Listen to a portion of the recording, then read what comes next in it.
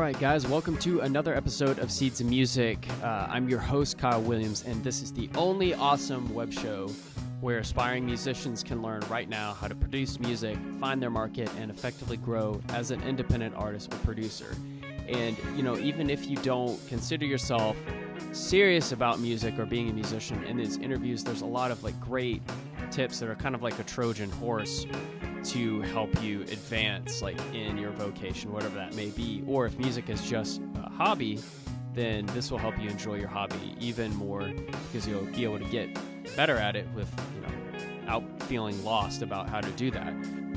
Today on the show, we have Kris Rubio. It's going to be a little switcheroo in essence, because Kris is actually a comedian, but he incorporates music into his comedy. And one of the most important things we're going to talk about is the importance of finding and capitalizing on your uniqueness. You know, for Kris Rubio, what he does is his comedy is mixed with a lot of beatboxing. As far as I have seen, I hadn't seen a lot of comedians doing that.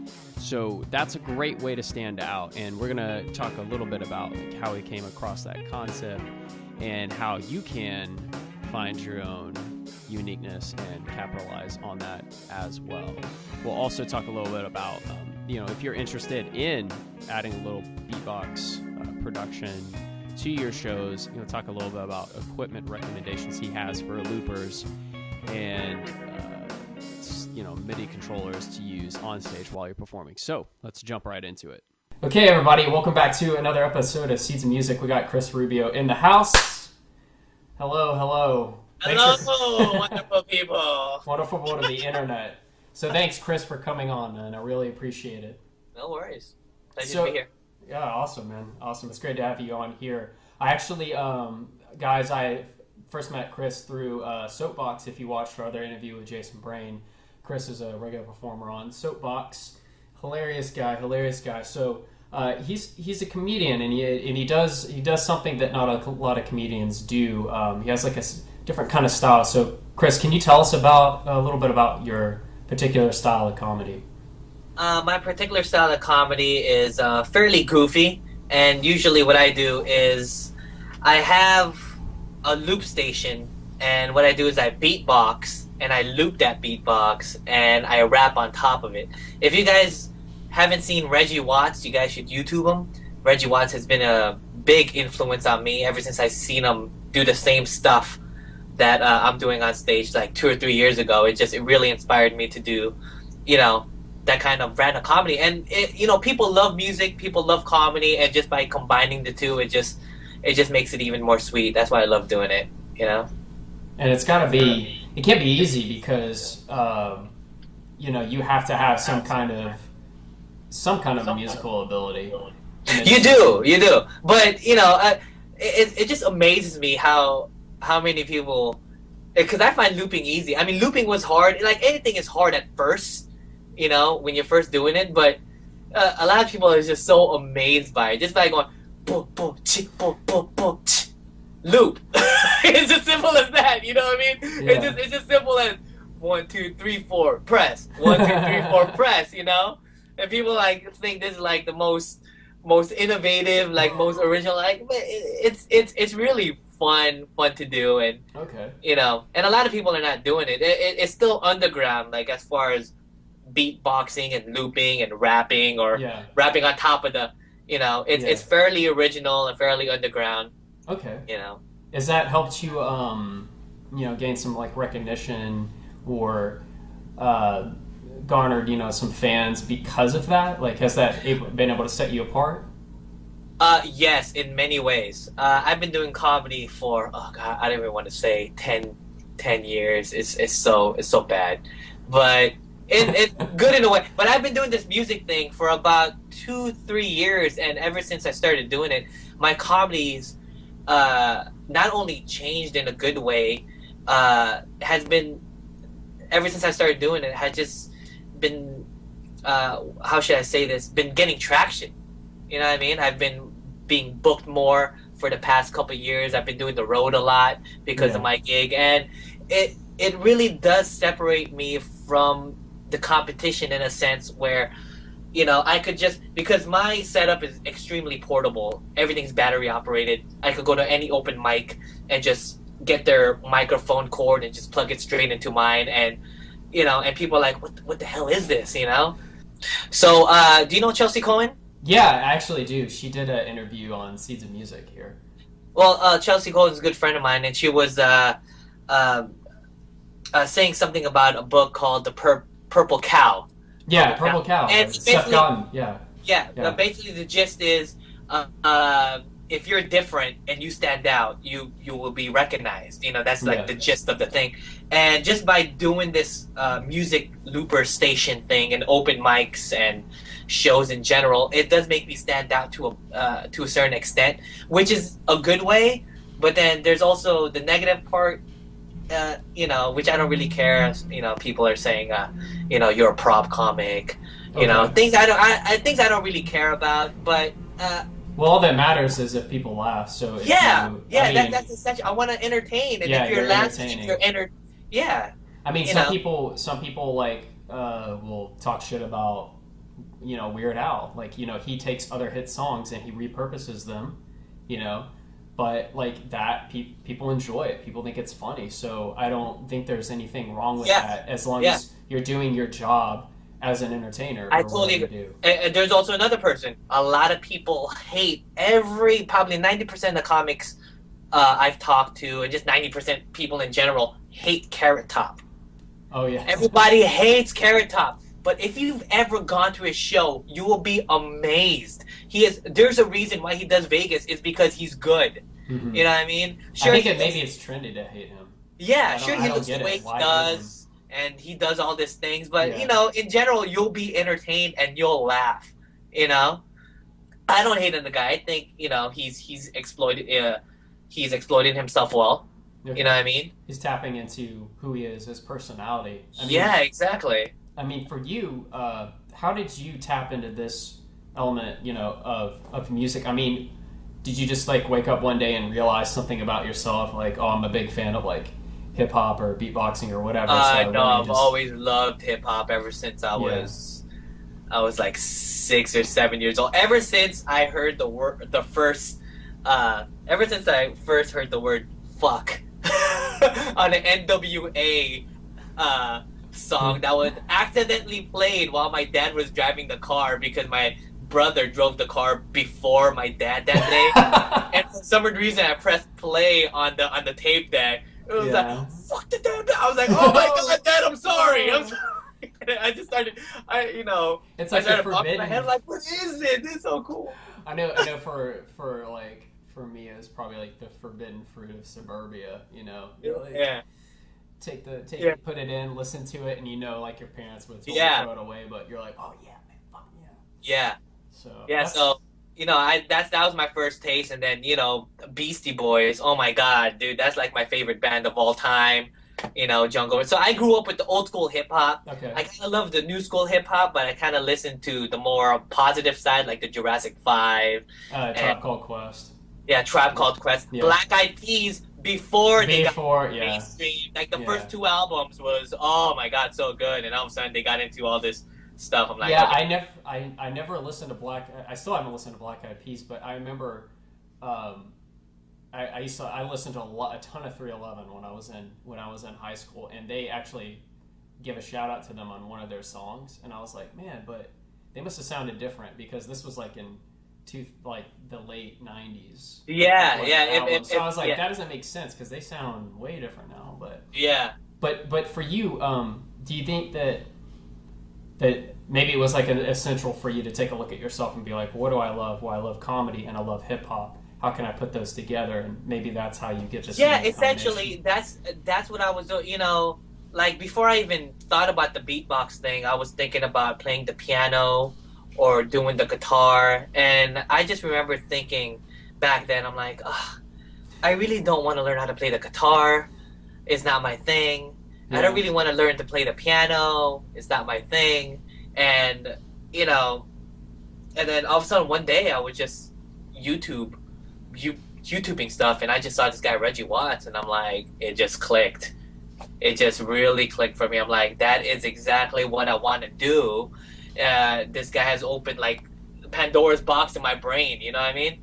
And then from his video, I got to see like real serious musicians that are doing beatbox looping, like Dub FX and Beardy Man and all this stuff. And I was just completely amazed just by the beatbox community and just beatboxers in general. And I kind of badly beatboxed throughout high school, but it was just very simple, like it was just like real simple stuff, you know. Like what we do in our bathroom. Yeah, yeah. And then, you know, ever since I started watching beatbox stuff, I seem to like make an effort to learn like you know, complicated like you know, like put some scratches onto it, little snares, hi-hats, you know. Yeah. So it was pretty eye-opening for me. You know? So definitely it seems like just knowing yourself, like knowing what you love and fully capitalizing on that, like that's how you stand out, you know, that's how you are the Purple Cow, which I haven't read Purple Cow yet, but I love Seth Godin. I haven't gotten around to reading his books yet, but that's going to be, you know, one of the ones on the top of my list, among like a few others that I heard about. So like you about like the drum machines and the loopers that you use on stage, you know, I know that obviously there's a lot of performers that use loopers or use drum machines, and it's not just hip hop, you know, there's guitarists that use loop stations because, you know, they do the whole KT Tunstall thing, or you know, I've seen a lot of musicians do it where they're like, you know, and then they start from there and they start looping the guitar. You know, do you have any recommendations on stuff on loopers to get, or that are like good for beginners, or just really solid, just like good for your money, or any kind of tips on how to use them during performance? Is anything you've learned? I've learned a lot of stuff just by using the hardware that I'm using right now. The loop station that I have right now is called the Boss RC30, and it's really a neat device. It's a predecessor from the RC20, you know, but it has it's packed with more features. But as far as the loop station, as far as advice, just get any loop station and just start with that. I mean, even the Boss, the single pedal loop will probably cost you no more than $80 or $70. Oh yeah, you know? all those pedals are and that's a great way just to like get your sequence in time and just you know. But again, there's not a lot of flexibility with it. Yeah. But as far as the loop pedals are concerned, I think you should go with Boss products, because those are like the best ones for loop stations, in my opinion. Okay. You know, and they just recently came out with a thing called the RC505. And this is pretty neat because it's not out yet. It'll be out in summer or probably after summer. But this is the first loop station. Boss finally realized like there's a big beatbox community. Okay. Right? Yeah, Boss finally realized it. And this is the first loop station that's not controlled by the feet. It's a tabletop loop station that you control with your hands. Oh, It's crazy, dude. Because they're thinking, because they're thinking, oh, someone is playing guitar who they have their hands are busy playing the instrument, so it needs to be a stomp box. So you're saying now they've got... Yeah, right now you could connect a foot switch to it. Okay. You know, but they want to capitalize on this whole, like, not hip-hop, but just beatbox community, which, you know, because it's been getting a lot of traction, this beatbox looping thing, and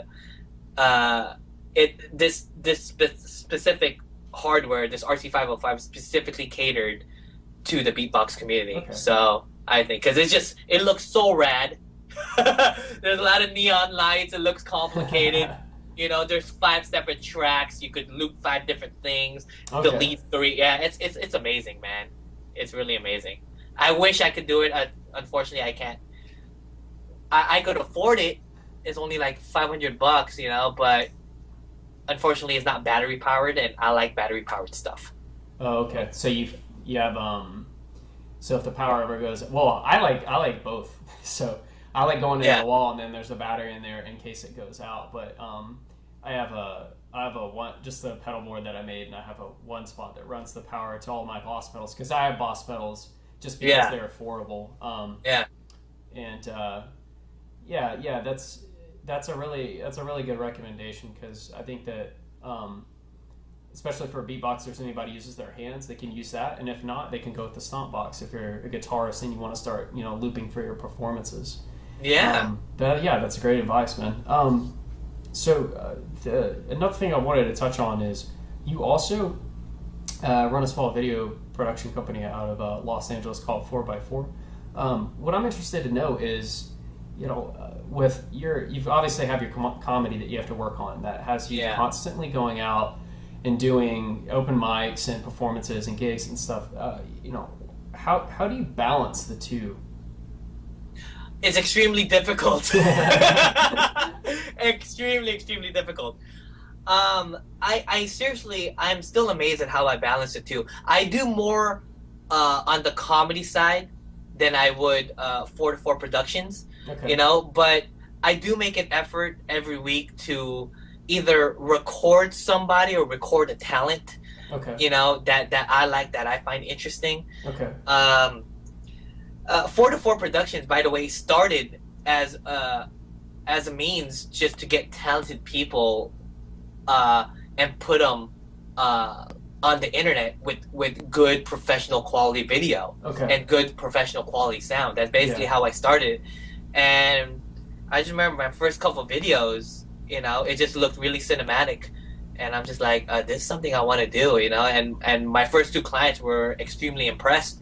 I'm like, oh my God, dude, this is what I want to do for all, artists in general that need this kind of thing. Because every artist wants to get exposure, but the kind of exposure that I think some artists fall into is sometimes, here's a simple like point and shoot camera. I'm going to place it here. I'm going to record my set, and and it looks really grainy. The audio is really bad. So why would you want to present that to the internet? You know what I mean? Yeah, it's like a disservice to your music. It's like a disservice to your music. And ever since I started doing this, I know which Wayne and Souza, he's a great musician, and I was like, let me just do this for you, and we'll just see things how they work out. And when he saw the video, he was like, oh my gosh, it's so great, like the way you went, in and out of focus, it just really captured the moment, and it's a live moment, it's a live thing. Like, it's not, there's no rough cuts, I could make a music video, but these artist spotlights that I like to do, it's in the moment, it's separated from the stage, so it's just the viewer and the artist, and that's the kind of relationship that they have there, just at that moment, and that's what I wanted. I think it's really important for artists and musicians nowadays to have an online presence. So you got to have, if you can get good video, then you need to have it, because otherwise you can't, grab people's attention and keep it, because they're going to be so distracted by the crappy video that they're not going to pay attention to the content as much, But you got to be able to hear the music, or you got to be able to see what's going on. So it's great that you do that. I mean, most people will tolerate like bad video, but if it's bad audio, people won't tolerate. Like Skype, hey, it's Skype. It's not going to be a great video feed. Oh no, but this is completely different. This is a completely different platform. Yeah. The platform I'm trying to say is, if you have a specific song, or you have a specific poetry piece or comedic piece, and you want to say that to the world, a lot of people just they have no problem just taking out their iPhone and doing the stuff that they do, and some of it's fine, but then most of it, I mean, for me, if I'm watching a YouTube video and I see, and I hear bad audio with bad video, I'll tolerate 5-10 seconds of it. Yeah. And I'm like, okay, what's the next one? So it seems like audio is key.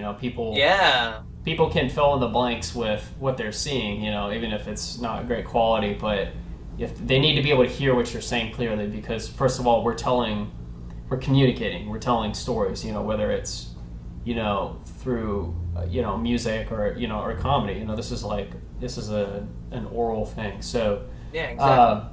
So last question. Little fun question. Actually, I hadn't asked this question in the past couple of interviews. Uh-oh, should I be worried? No. Okay, it's good. totally not. It's totally not weird. Or a weird question. So let's say, think about like what was your favorite? What is like your top favorite album, and what would your life be like if if a dinosaur came and ate it? I don't know. Oh Jesus, my favorite album would probably be Paul's Boutique. Gosh, huh?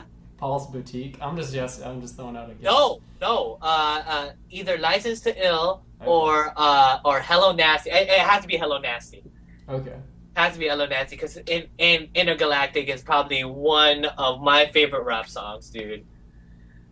You know, it has to be that. Yeah. Either that. I'm trying to think. Or oh god, there's so much. Why? What kind of question is that? You're gonna freaking to get that kind of reaction. It has to be Midnight Marauders with Tribe Called Quest. Dude. Yeah, that's a great one. Steve Biko. Which one's the one with and the next album they came out with? I think another Tribe Called Quest is the one with the Love Movement. Stressed Out. What was it called? I thought the Love Movement was the next one after that. No. It was before the Love Movement. It was with Stressed Out and a War Tour. No, War Tour is on Midnight Marauders. No. Yes, it was. Then it was with Stressed Out and oh my god, okay. Yeah, well, I totally forgot. I think I'm seeing the image in my head. It had some kind of like airbrushed like front cover, and they had that like yeah. You know, it would be the Beastie Boys, Hello Nasty, and it would be a Tribe Called Quest, that album, Midnight Marauders / the other album. The album after it. Okay. The album. Awesome. Now you're killing me, dude. So I mean, what would your life be like if those didn't exist? If those didn't exist, then you know what? I wouldn't have liked that kind of brand of hip hop, or because there's a lot of hip hop that I don't like, Me too. And I know a lot of people that don't understand hip hop, they hate hip hop as a whole, and I think and they're thinking about only one specific type, Yeah, I really think like it's wrong. Here it goes, I got it. The Low End Theory. There you go. Low End Theory was before Midnight Marauders. Was it before? Yeah, that's like they put that album up before, and then No. Oh my god, I'm so sorry. You're thinking of a different one, right? Yes. Beats, Rhymes, and Life. That's what I'm Rhymes and Life. Oh, that's Beats, Rhymes, and Life. Yeah, that one right Beats, there. Rhymes and Life. Yeah, that's what I was thinking about. I knew it. Yeah. Rhymes and Life. Yes, this one. Yeah, I gotta go listen to the album then, because I listened to People's Travels and Instinctuals, the first one. I can never remember the name of it, but yeah, I listened to the very first one, then Low End Theory, then Not Marauders, and a little bit of Love Movement, but I never listened to. Yeah, Love Movement. It wasn't really. I think that was their weakest, if I'm not mistaken. Yeah. I think it was their weakest. Yeah, I wasn't so much into it, but yeah. So thanks again, Kris, for coming on and like sharing your insights. Thank you very much for having me. Okay, awesome. I'll see you at Soapbox. I will see you at Soapboxer. See you Thank you very much. All right, folks, that wraps up another episode of Seeds of Music. Make sure to check out Kris Rubio's links. Check out his comedy, check out what he's up to, because really funny guy, really awesome. I actually met him at Soapbox Sessions. If you don't know what Soapbox Sessions is, check out the interview archives with Jason Brain. And if you live in the San Fernando Valley, in the greater Los Angeles area, you should check out Soapbox too and come perform and say hello, because I show up there quite often. So again, sign up for the email newsletter if you haven't already. It's the best way to communicate with you. Just use the forums that you'll find all over the site. If you have any questions about the newsletter or how to do that, just email me, kyle.seedsofmusic at gmail.com. But otherwise, it's pretty simple. Just punch in your email address into the forums. There's no spam. No spam at all. I put the spam, no spam guarantee stamp. I think there's a stamp on one of them. But yeah, no worries about that, guys. And if you're watching from YouTube or another video service, you might, I know some people are subscribing to the YouTube channel. Please also subscribe to the Seeds of Music, the actual website email newsletter. So head over to seedsofmusic.net and do it there, because that's, again, the best way for me to keep in touch with you and keep you updated. If you liked this interview and you think some other people, your friends, mom, grandmother, cousins, next door neighbor might benefit from it, then just make sure to hit that like button. Make sure to hit that like button and also share this interview on Facebook or Dig It or Reddit or any of the other platforms that you like to use. Maybe tweet it. Yeah. Get on your Twitter and tweet this. Last thing, comment on the video. There's like a comment box below the post at the very bottom. It'd really be awesome to hear what your greatest takeaway from this interview is. Tell me, what is your unique mix? I mean, are you a guitarist who can juggle at the same time? That would be really awesome to see. But I know everyone's got a uniqueness to us. We all have special DNA. We all have lived one life that will never be repeated. So I know that you can find something about yourself that helps you set apart. So I want to know what that is. And also, how are you going to apply what you've learned in this interview? Because if you don't take action, then you're dead in the water and you're not going anywhere. So definitely want to take action. So I want to know how you're going to take action so I can jump all over your case if you don't. And last, who would you like to see interviewed? Do you know someone who knows a lot about something that has to do with music or music industry or just creativity in general? I'm like, this interview was with a comedian who mixes music in there. And, so the sky's the limit on who we can bring on, because, there's crossovers in terms of information and tips and just philosophical goodness. I mean, it all relates. Creativity all interrelates, so that's the message one of the messages I'm trying to spread here. So please feel free to send me an email at kyle.seedsofmusic@gmail.com and let me know who that person is, or perhaps that person is you. So hope to hear from you, and see you in the next interview.